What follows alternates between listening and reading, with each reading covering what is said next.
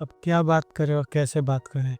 जो इस वक्त इंडियन क्रिकेट टीम में हो रहा है, खास करके टेस्ट क्रिकेट में, या तो इसको होने दिया जाए या फिर पूरे टीम और मैनेजमेंट को रीसेफ किया जाए। क्योंकि जिस तरीके से साउथ अफ्रीका ने दूसरे टेस्ट में भारत को जलील करके मुंह पर तमाचा मारा है, मुझे नहीं लगता इसके बाद जरारत की कोई हद बाकी रह गई है।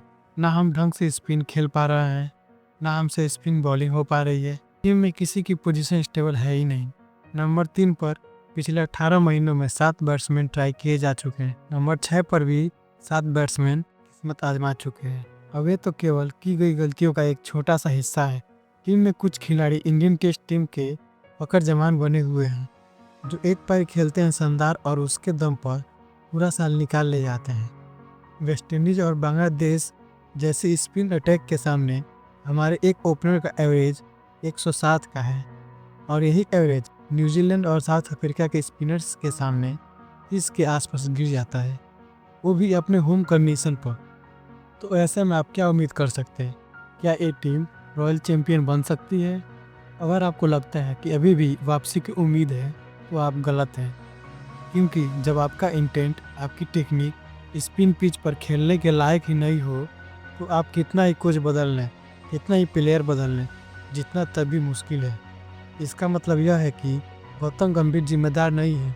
अब तो यह बात साफ स्पष्ट हो चुकी है कि गौतम गंभीर और अजित अगरकर के दबाव के चलते ही कुछ सीनियर खिलाड़ियों ने रिटायरमेंट ली और कुछ को टीम में आने ही नहीं दिया गया। हार तो चुके हैं, और जो बात साउथ अफ्रीका के कोच ने चौथे दिन के बाद कही थी, वो भारत को जलील करके नाक के बल रगड़ेगा, वो बात सच साबित हुई। नमस्कार, मेरा नाम है आदित्य चौहान और आप देख रहे हैं औरम थ्योरी। आज से तकरीबन 2 साल पहले जब भी कोई टीम भारत में टेस्ट खेलने आती थी, तो उसका सबसे बड़ा खौफ यह होता था कि वह भारतीय स्पिनर्स रविंद्र जडेजा, रविचंद्र अश्विन को कैसे खेलेंगे। उसके बाद विराट कोहली, रोहित शर्मा, पुजारा और अजिंक्य रहाणे की स्पिन खेलने की स्किल्स की तोड़ कैसे निकालेंगे। लेकिन पिछले 2 सालों में यह समीकरण एकदम उल्टा हो चुका है। अब हर बड़ी टीम को यह पता है कि भारत जाकर भारत को कैसे हराना है। और हाँ, इससे पहले कि कोई कूद पड़े ये बोलते हुए कि अरे पिच तो स्पिन फ्रेंडली थी। हाँ, पता है, सबको पता है। लेकिन बात यह है कि यह पिच हमने बनवाई थी, हमारी ही प्लानिंग के हिसाब से बनी थी। तो अगर हम खुद ही इतना ज़्यादा टर्न लेने वाली पिच तैयार कर लें और उसी पर ध्वस्त हो जाए, तो यह किसी बहाने से ज़्यादा हमारी रणनीति की भारी चूक है।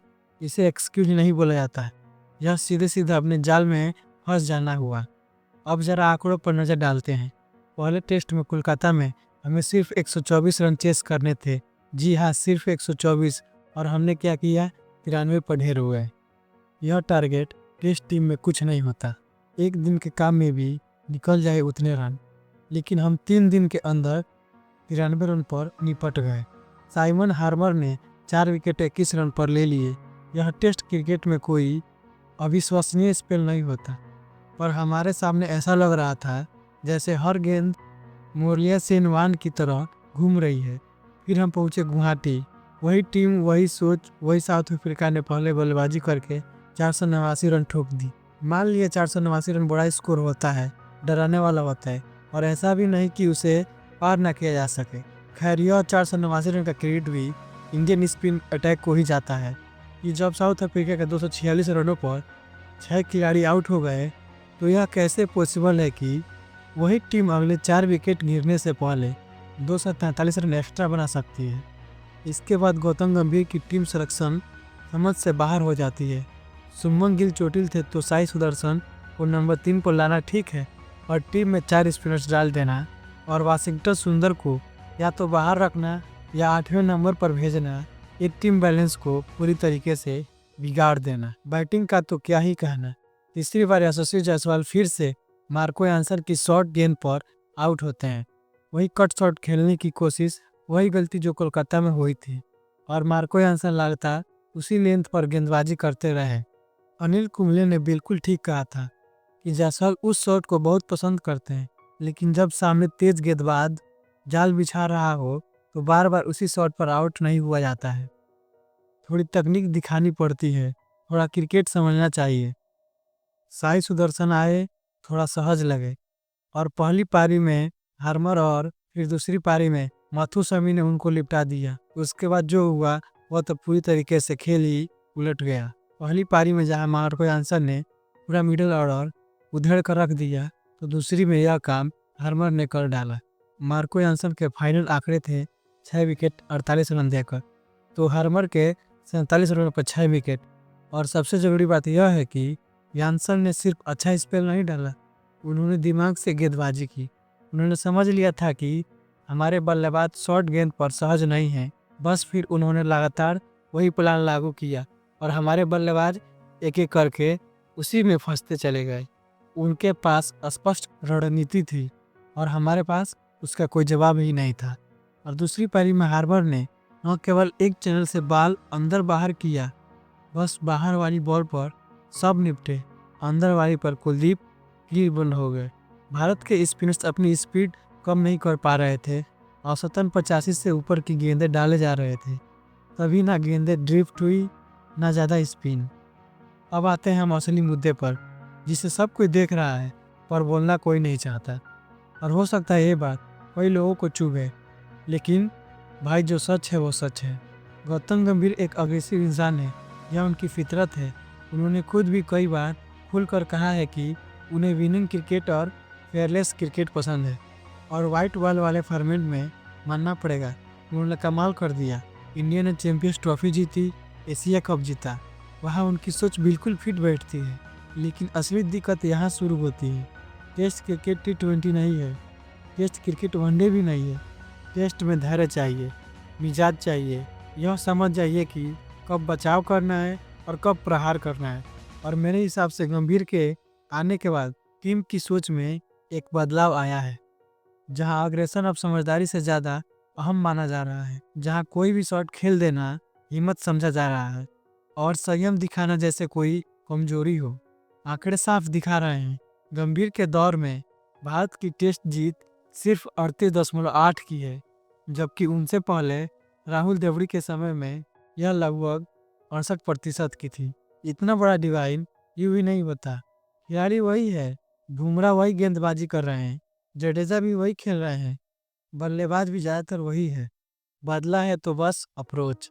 और एक और आंकड़ा यह है कि स्पिन के खिलाफ भारत का बल्लेबाजी औसत गिरकर 34.26 पर आ गया है। पिछले साल तक यह हाईएस्ट में था। न्यूजीलैंड के खिलाफ हमने स्पिन के सामने सिर्फ 24.4 की औसत से रन बनाए। दक्षिण अफ्रीका के खिलाफ तो साइमन हार्मर और बाकी स्पिनर्स ने हमारी हालत पतली कर दी। यह वही टीम है जिसे स्पिन खेलने में महारत होनी चाहिए। हम पिछले जन्म से स्पिन खेलते आए हैं और आज हालत यह है कि साधारण ऑफ स्पिन गेंद भी ऐसी लग रही है जैसे पहली बार स्पिन देखी है। यह क्यों हो रहा है?